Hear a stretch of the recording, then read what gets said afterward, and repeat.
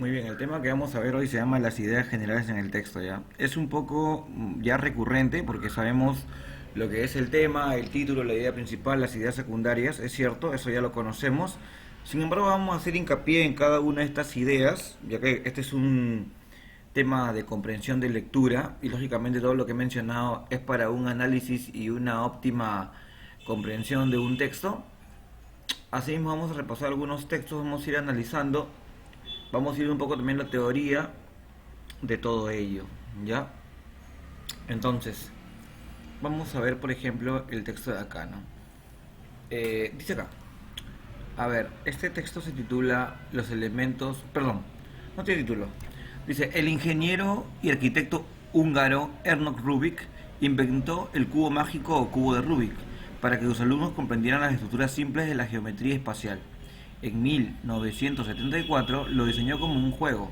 Al año siguiente lo patentó y a principios de los años 80 ya era muy famoso en todo el mundo. El cubo de Rubik ha llamado la atención de matemáticos y científicos de otras áreas por los problemas de razonamiento que plantea.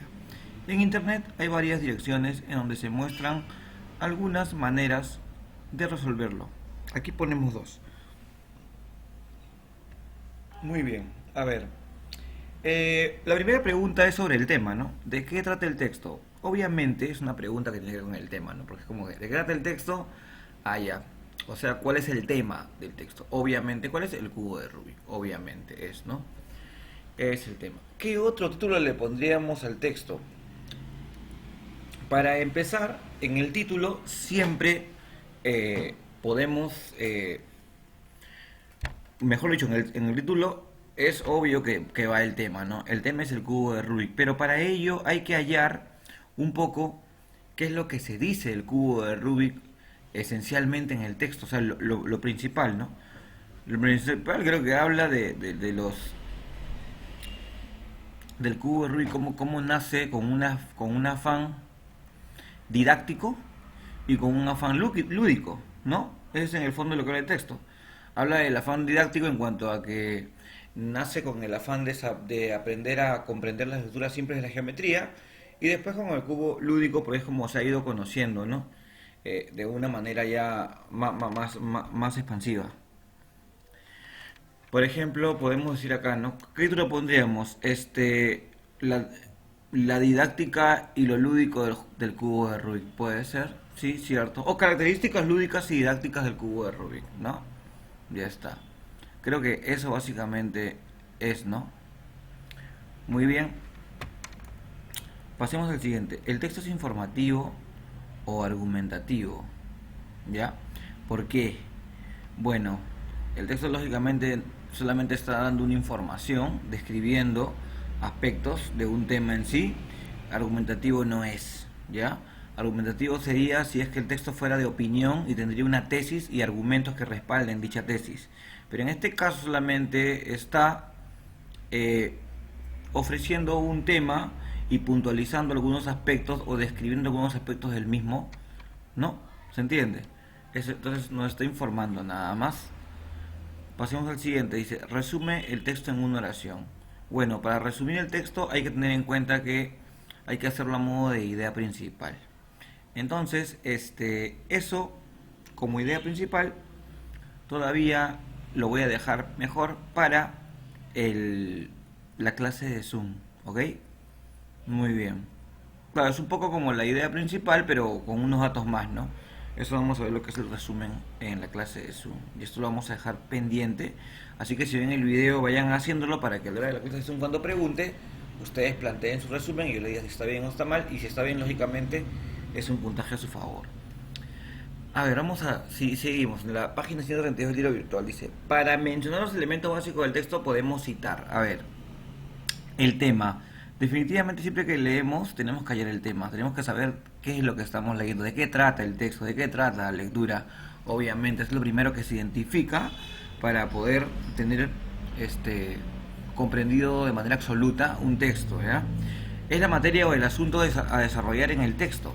El tema puede ser muy genérico, por ejemplo, música, o puede ser también específico, por ejemplo, los instrumentos de percusión en la orquesta sinfónica. Bueno, yo siempre lo que les digo a ustedes, más allá de la teoría que puede ver acá, el tema tiene dos palabras, tres palabras, o sea, se acabó. La música. La música peruana, no sé, por último, ¿no? Los instrumentos de percusión, se acabó, ¿no? O por decir esto, ¿no? El Perú, ¿no? La Segunda Guerra Mundial, qué sé yo. Es como acá arriba en el texto que vimos breve, el cubo de Rubik, se acabó, nada más, ¿ya? Porque después, cuando toque la idea principal, el título y las ideas secundarias, ahí yo voy a ir ya detallando los aspectos del texto. ¿Se entiende? Por eso el tema no me tengo que hacer mucho palabreo, mucho problema con el tema. El tema solamente son dos, tres palabras y punto, ¿ya? Luego dice, la idea principal es lo más importante que se dice en el texto sobre el tema, ya, eso es muy importante. Es la idea más importante, o sea, la idea que contiene la esencia del tema. La idea principal, por lo general, es una afirmación donde reside el mensaje básico del texto. Bueno, acá faltó algo en la teoría, que es que lo que ustedes ya conocen o deben de conocer, que es que la idea principal, si bien es la idea más importante del texto, es la idea que contiene la esencia del texto, ¿no? Es una oración, ¿ya? Afirmas, como dice acá, pero a modo de oración y por ende tiene que tener un verbo. Contiene un verbo en su estructura de idea principal, ¿ya? Obvio, porque es una oración y ustedes saben que la palabra más importante de una oración es el verbo, ¿ya? Muy bien, entonces eso tenemos que saber, ¿ya? Los verbos pueden ser verbos normales, ¿no? Eh, Como correr, paseó, instauró, llegó, qué sé yo, ¿no? Pero también hay verbos copulativos, ¿no? ¿Se entiende? Ser, estar y parecer, ¿no? ¿Se entiende? Son, eran, es. Muy bien. Las ideas secundarias, lógicamente, tenemos que siempre relacionarse a la idea principal, porque las ideas secundarias se van a desprender de la idea principal y van a implicar la idea principal. Son asuntos de información que complementan la idea central, es decir, las ideas secundarias tienen la finalidad de ampliar, detallar o explicar, desarrollar la idea principal. El título es la presentación más adecuada del texto, es decir, una frase que presenta el tema y las ideas de modo breve. Ya, el título es, digamos, la mezcla entre el tema y la idea principal. La diferencia es que el título no tiene verbo, no es a modo oración, es como lo que hice hace rato arriba, ¿no? Características didácticas y lúdicas del cubo de Rubik. Se acabó una frase así, ¿no? Ahora, es un poco la idea. Muy bien, esto vamos a revisar en la clase virtual. Es lo mismo prácticamente. No hay nada del otro mundo, solamente son ejemplos. Pero más allá de eso, vamos acá mejor al texto de acá, que creo que es mucho más importante, ¿no?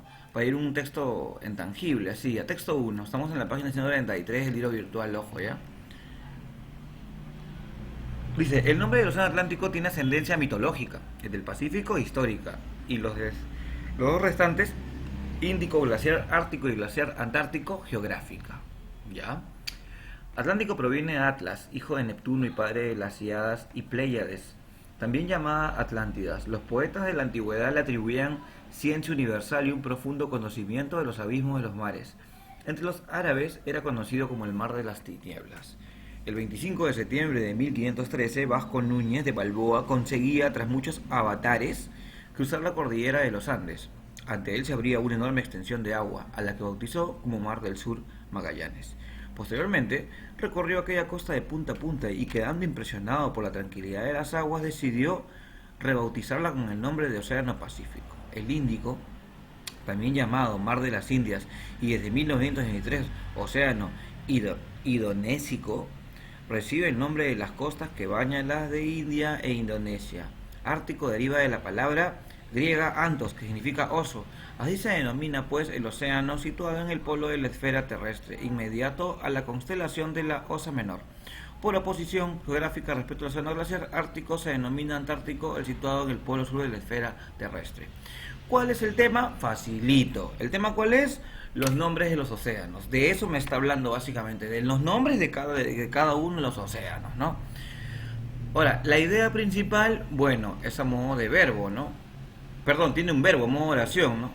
Los océanos tienen diversos nombres, ¿no? Puede ser, ¿no? O los océanos tienen diversos nombres